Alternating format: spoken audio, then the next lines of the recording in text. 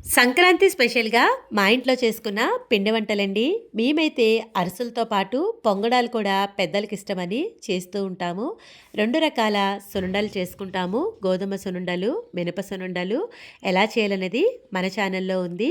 పిల్లలు గాని, పెద్దలు గాని ఎంతో ఇష్టంగా తినే గులాబీ పువ్వులు రోజుల తరబడిన మెత్తబడిపోకుండా, సాగిపోకుండా ఫస్ట్ టైమ్ చేసేవాళ్ళు కూడా ఈజీ వేలో ఎలా చేయాలనేది మన ఛానల్‌లో వీడియో అనేది ఉంది.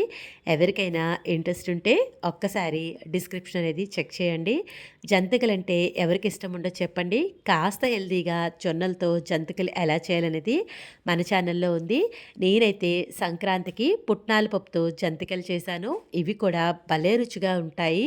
పుట్నాల పప్పుతో జంతికలు కూడా మన ఛానల్లో ఉంది.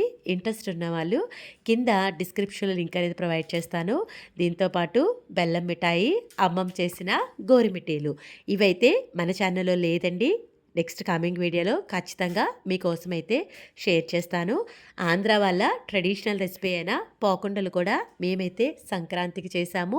పోకుండలు మెత్తబడుతూ బాగా ఉండాలి అంటే గనక మనం పాకం పట్టేదాన్ని బట్టి ఉంటుంది.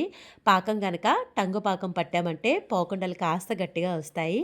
అలానే 100 ఏళ్ల చరిత్ర గల కొరలతోటి హెల్తీగా అరిసెలను ఎలా చేయాలనేది మన ఛానల్లో ఉంది.